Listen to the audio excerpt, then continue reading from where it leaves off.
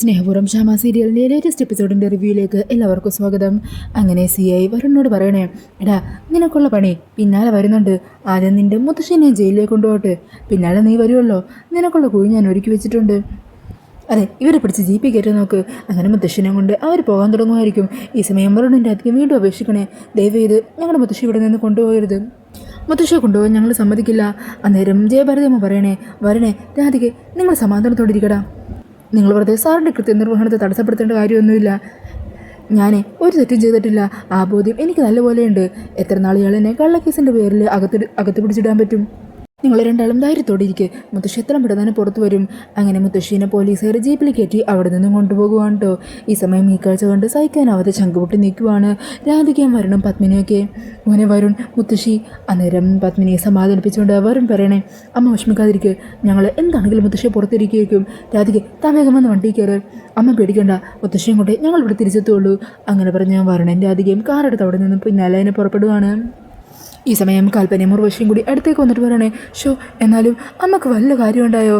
ആ പോലീസുകാർ അറസ്റ്റ് ചെയ്യാൻ വന്നതല്ലേ, അവരെ ചൊടിപ്പിച്ച് അങ്ങനെയൊക്കെ സംസാരിക്കേണ്ട എന്തെങ്കിലും കാര്യമുണ്ടായോ? ഒന്ന് താണു വീണൊക്കെ പറഞ്ഞിരുന്നെങ്കിൽ അവർ ഇത്രയും കഠിനമായ തീരുമാനമൊന്നും എടുക്കില്ലായിരുന്നു. എന്തെങ്കിലും ഒരു അലിവ് മുത്തശ്ശിയോട് കാണിച്ചേനെ. ഇതിപ്പോൾ നമ്മൾ ഈ വീട്ടിൽ ഭരിക്കുന്നത് പോലെ അവിടെ ചെന്ന് ഭരിക്കാൻ നോക്കിയത് കൊണ്ടല്ലേ ഇങ്ങനെയൊക്കെ സംഭവിച്ചത്. ഞങ്ങളിവിടെ സഹിച്ചു നിൽക്കുന്നത് പോലെ അവരെല്ലാവരും സഹിക്കുമെന്ന് വിചാരിച്ചോ? അന്നേരം പത്മിനി പറയണേ, അതെ നിങ്ങൾ രണ്ടാളൊന്നും നിർത്തുന്നുണ്ടോ? മനസ്സിലെന്തൊക്കെയോ സന്തോഷം വെച്ചിട്ടാണ് നിങ്ങളിങ്ങനെ പറയുന്നതെന്നൊക്കെ അറിയാം. കൂടുതൽ വിഷം തുപ്പിയാലുണ്ടല്ലോ രണ്ടിനെ ഇവിടുന്ന് ഞാൻ പിടിച്ച് പുറത്താക്കിക്കളയും. അങ്ങനെ പറഞ്ഞ പത്മിനി ദേഷ്യത്തിൽ അവിടെ നിന്നും പോകുവാണ്. പിന്നീട് കാണിക്കുന്നത് കൽപ്പനയും ഉർവശിയും കൂടി ഈ കാര്യത്തെക്കുറിച്ച് തന്നെ സംസാരിക്കുന്നതാണ്. എന്നാലും ആ CI എന്ത് മണ്ടത്തരോ കാണിച്ചത്? പ്രിയങ്കേനെ അവളുടെ മുത്തശ്ശിനെ ഉപദ്രവിച്ചതിൻ്റെ പേരിൽ ആ വരുണിനെ രാധികയല്ലേ അറസ്റ്റ് ചെയ്യേണ്ടത്? അവർ ജയിലിൽ കിടന്ന് അനുഭവിക്കണമായിരുന്നു. ഈ സമയം ഉർവശി വരണേ, ഓരോരുത്തരായിട്ട് അകത്താക്കാനായിരിക്കും അയാളുടെ ഉദ്ദേശം. അയാൾക്കാണെങ്കിൽ വരുണിനോട് രാധികയോടും തീരാത്ത പകയുണ്ടല്ലോ. എന്താണെങ്കിലും അമ്മയെ പോലീസ് പിടിച്ചത് നമുക്ക് സന്തോഷമുള്ള കാര്യം തന്നെയല്ലേ. നമ്മളെ അത്രക്കല്ലേ അവർ ഉപദ്രവിച്ചിട്ടുള്ളത്. അത് ശരിയാ, മുത്തശ്ശകത്ത് കിടക്കണം. എന്തൊരു അഹങ്കാരമായിരുന്നു. നമ്മളെല്ലാവരും വരെ നിർത്തുകയായിരുന്നില്ലേ. ഇളയച്ചനും ഗൗതം ഇവിടുന്ന് പുറത്താകാനുള്ള കാരണം തന്നെ മുത്തശ്ശിയല്ലേ. നമ്മളെ ശരിക്കും ഇവിടെ ഒരു അധികപരമായിട്ടല്ലേ മുത്തശ്ശി കണ്ടിട്ടുള്ളൂ. അത് ശരിയാണ് നീ പറഞ്ഞത്. ചില സമയത്ത് കഴിക്കുന്ന ഭക്ഷണത്തിന് പോലും കണക്ക് പറയുന്നതായിട്ടാണ് തോന്നിയത്. എന്താണെങ്കിലും അവരുടെ അഹങ്കാരമൊക്കെ ഒന്ന് ജയിലിൽ കിടന്ന് മാറട്ടെ. കുറച്ച് നാൾ അവിടെ കിടന്ന് നരകിക്കട്ടെ. അങ്ങനെ അവർ പഠിക്കുള്ളൂ. അങ്ങനെ അവർ ആ കാര്യത്തെക്കുറിച്ചൊക്കെ പറഞ്ഞുകൊണ്ട് നിൽക്കുമായിരിക്കും. പെട്ടെന്നായിരിക്കും കേട്ടോ അങ്ങോട്ടേക്ക് പത്മിനി വരുന്നത് കാണുന്നത്. അത് കാണുന്നതും കൽപ്പന പറയണേ, എന്നാലും പാവം മുത്തശ്ശിയല്ലേ, മുത്തശ്ശി എന്ത് ചെയ്തിട്ടാ ആ പോലീസുകാർ അങ്ങനെ ഒരു കാര്യം ചെയ്തത്? മുത്തശ്ശിയുടെ മനസ്സ് എത്രത്തോളം വേദനിച്ച് കാണും. എല്ലാവരുടെ മുമ്പിൽ തലയെടുപ്പോടെ നിന്ന ആളല്ലേ. ഇപ്പോൾ നാട്ടുകാരുടെ മുമ്പിൽ ഇനി എങ്ങനെ നോക്കും? അന്നേരം ഉർവശിയും പറയണേ, ശരിയാ, അല്ലെങ്കിൽ തന്നെ നാട്ടുകാർക്ക് ജയഭാരതി അമ്മ എന്ന് പറയുമ്പോൾ എന്തായിരുന്നു പറയാൻ 100 നാക്കായിരുന്നു. അമ്മയുടെ ധൈര്യവും തൻ്റെ ഇടമൊക്കെ. പക്ഷേ ഇപ്പോൾ ഈ വയസ്സാം കാലത്ത് അമ്മയ്ക്ക് അവസ്ഥ വന്നല്ലോ എന്ന് ഓർക്കുമ്പോഴാണ് മനസ്സിന് വല്ലാത്ത സങ്കടം.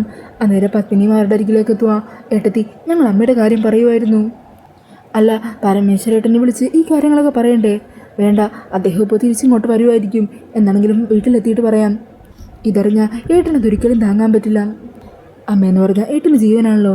അമ്മയ്ക്ക് ഇത്തരം ഒരു കാര്യം സംഭവിച്ചു എന്നറിഞ്ഞാൽ അത് പരമേശ്വരൻ ഏട്ടന് ഒരിക്കലും സഹിക്കാൻ പറ്റില്ല. വരുണിൻ്റെ അധികം പോലീസ് സ്റ്റേഷനിലേക്ക് പോയിട്ടുണ്ടല്ലോ, എന്താകുമെന്ന് നോക്കട്ടെ. പിന്നീട് കാണിക്കുന്നത് സ്റ്റേഷനിലെത്തുന്ന പോലീസ് ജീപ്പാണ് കേട്ടോ. അങ്ങനെ ജീപ്പിൽ നിന്നും ജയഭാരതി അമ്മേനെ പിടിച്ച് പുറത്തേക്ക് ഇറക്കുവാണ്. ഈ സമയം വരുണിൻ്റെ അധികം കൂടി കാറിൽ അവിടെ പാഞ്ഞെത്തുന്നുണ്ട്. അങ്ങനെ മുത്തശ്ശീനെ അകത്തേക്ക് കയറ്റുന്നതിന് മുമ്പായിട്ട് വരുൺ വീണ്ടും അയാളോട് അപേക്ഷിക്കണേ, സാർ ദയവ് ചെയ്ത് എൻ്റെ മുത്തശ്ശീനെ സ്റ്റേഷനകത്ത് കയറ്റരുത്. മുത്തശ്ശിയെ തിരികെ വിടണം. പകരം എന്നെ വേണമെങ്കിൽ അറസ്റ്റ് ചെയ്തോ. നിങ്ങളുടെ ദേഷ്യം തീരുന്നത് വരെ എന്താണെന്ന് വെച്ചാൽ ചെയ്തോളൂ. എൻ്റെ മുത്തശ്ശി ജയിലിൽ കയറ്റരുത്. അന്നേരം CI ചോദിക്കണേ, ആഹാ ഇതാരാ എൻ്റെ മുമ്പിൽ നിൽക്കുന്നത്? കണിമംഗലത്തെ വരുൺ തന്നെയാണോ? വരുണിതുപോലെ അപേക്ഷിക്കാനൊക്കെ അറിയോ?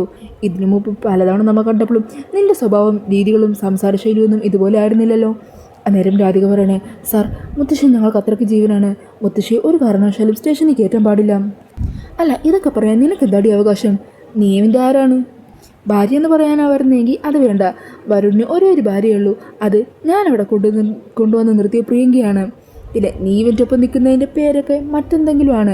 അത് നീ എന്നെ കൊണ്ടിവിടെ പറയിപ്പിക്കരുത്. ഈ സമയം വരുൺ പറയണേ, സാർ പഴയതൊക്കെ മറക്കണം. ഞാൻ വേണമെങ്കിൽ സാറിൻ്റെ കാല് പിടിക്കാം എന്ന് പറഞ്ഞാൽ കാല് പിടിക്കാനായിട്ട് തുടങ്ങുമായിരിക്കും. അന്നേരം അതുകൊണ്ട് ജയഭാരതി തടയണേ, വരണേ, നീ അങ്ങോട്ട് മാറി നിൽക്കടേ. ഇയാളെന്നെ എന്താണെന്ന് വെച്ചാൽ ചെയ്യട്ടെ. ജയിലിലായെങ്കിലും ഈ മുത്തശ്ശിക്ക് അതിൽ സന്തോഷമേ ഉള്ളൂ. നിങ്ങൾ രണ്ടുപേരുടെയും ജീവിതത്തിൽ നിന്ന് ബാധിച്ച ശനി ഒഴിഞ്ഞുപോയല്ലോ. ഇനിയിപ്പോൾ ഇയാളെ കൊണ്ട് എന്താ ചെയ്യാൻ പറ്റുന്നതെന്ന് വെച്ചാൽ ചെയ്യട്ടെ.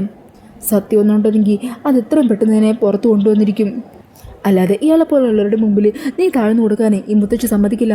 അങ്ങനെ പറഞ്ഞ് മുത്തശ്ശനെയും കൂട്ടി ആ പോലീസുകാർ അകത്തേക്ക് പോകുവാണ് കേട്ടോ. ഈ സമയം വരണൻ്റെ അതിക്ക് സഹിക്കാനാവാതെ നിൽക്കുവാണ്. വരണപ്പം തന്നെ ഫോൺ എടുത്ത് അഡ്വക്കേറ്റിനെയൊക്കെ വിളിക്കുന്നുണ്ട്. പിന്നീട് കാണിക്കുന്നത് കടമംഗലത്ത് തിരിച്ചെത്തുന്ന പരമേശ്വരനെയാണ് കേട്ടോ. ഈ സമയം ഉർവശിയും കൽപ്പന അങ്ങോട്ടേക്ക് കൂട്ടി വരുവാ. ഏട്ടാ, കാര്യങ്ങളൊക്കെ അറിഞ്ഞിട്ടാണ് ഏട്ടനെ ഇങ്ങോട്ട് വന്നത്. എന്ത് കാര്യം? അപ്പോൾ ഏട്ടനൊന്നും അറിഞ്ഞില്ലേ? വരണോ അമ്മയും ഏട്ടനൊന്നും വിളിച്ച് പറഞ്ഞില്ലേ എന്ന് കൽപ്പന ചോദിക്കുക. അന്നേരം പരമേശ്വരൻ ചോദിക്കണേ, നിങ്ങൾ കാര്യം എന്താണെന്ന് പറ. അത് പിന്നേട്ടാ മറ്റൊന്നുമല്ല, അമ്മയെ പോലീസ് അറസ്റ്റ് ചെയ്തുകൊണ്ട് പോയി. എന്ത്? അമ്മയെ പോലീസ് അറസ്റ്റ് ചെയ്തെന്നോ? എന്തിന്? അന്നേരം അവരവിടെ നടന്ന കാര്യങ്ങളെല്ലാം പറയുവാണ് കേട്ടോ. അതെല്ലാം കേട്ട് ആകെ തകർന്ന് നിൽക്കുവാണ് പരമേശ്വരൻ. ഈ സമയം പത്മിനിയും അങ്ങോട്ടേക്ക് വരുവാ. അന്നേരം പരമേശ്വരൻ ചോദിക്കണേ, പത്മിനി, ഞാൻ ഈ കേട്ടതൊക്കെ സത്യമാണോ? അമ്മയെ പോലീസ് അറസ്റ്റ് ചെയ്തുകൊണ്ട് പോയോ? അതേ പരമേശ്വരേട്ടാ. എന്നിട്ട് എന്താ ഇവർ എന്നെ വിളിച്ച് പറയാഞ്ഞത്? അന്നേരം ഉർവശം ചോദിക്കണേ, ഏട്ടത്തി എന്ത് പണിയാണ് കാണിച്ച്? അതാദ്യം തന്നെ ഏട്ടനല്ലേ വിളിച്ചറിയിക്കേണ്ടത്? അങ്ങനെയാണെങ്കിൽ അമ്മയെ പുറത്തിറക്കാൻ ഏട്ടൻ എന്തെങ്കിലുമൊക്കെ ചെയ്യില്ലേ? ഈ സമയം പത്മിനി പറയണേ, ഏട്ടൻ ഇങ്ങോട്ടേക്ക് തിരിച്ചു വരാനുള്ള യാത്രയിലല്ലേ, അതിൻ്റെ ഇടയിൽ ഈ കാര്യം കൂടി പറഞ്ഞാൽ ആകെ തളർന്നു പോകില്ലേ? അതാ വീട്ടിലെത്തുമ്പോൾ പറയാമെന്ന് വിചാരിച്ചത്. വരടിൻ്റെ അധികം സ്റ്റേഷനിലേക്ക് പോയിട്ടുണ്ട്. അവരെന്താണെങ്കിലും അമ്മയും കൊണ്ടേ തിരിച്ചു വരൂ. ഏട്ടൻ ധൈര്യമായിട്ടിരിക്കുക. അന്നേരം പരമേശ്വരൻ പറയുന്നുണ്ട്, എങ്ങനെ സമാധാനത്തോടിരിക്കും? കണിമംഗലത്തിൽ ഇനി ഇതിലും വലിയൊരു അപമാനം വരാനില്ല. ഇനി കണിമംഗലം ഇടിഞ്ഞു പൊളിഞ്ഞു വീണെന്ന് പറഞ്ഞാലും അത് കേട്ടപ്പോൾ എനിക്ക് കുലുക്കം സംഭവിക്കില്ല. അമ്മയെ ഇനി എങ്ങനെ ആൾക്കാരുടെ മുമ്പിൽ നോക്കും? എന്നെ ഇത്രയും നാളും വളർത്തി വലുതാക്കി വലിയൊരു നിലയിലെത്തിച്ചു. അതിനുശേഷം അമ്മ ആഗ്രഹിച്ചത് മാന്യമായിട്ടുള്ളൊരു വിശ്രമ ജീവിതമാണ്. അത് ഇത്രയും നാളും ഒരുക്കി കൊടുക്കാൻ എനിക്ക് കഴിഞ്ഞു. പക്ഷേ ഇപ്പോൾ വർണ്ണും ജാതികയും കൂടി അമ്മയെ തിരിച്ചിറക്കിക്കൊണ്ടുവന്നാലും അമ്മ എങ്ങനെ അഭിമാനത്തോടെ മറ്റുള്ളവരുടെ മുമ്പിൽ തല ഉയർത്തിപ്പിടിച്ച് നിൽക്കും? ഓർത്തിട്ട് ചങ്ക് പൊട്ടിപ്പോകുക പത്മിനി.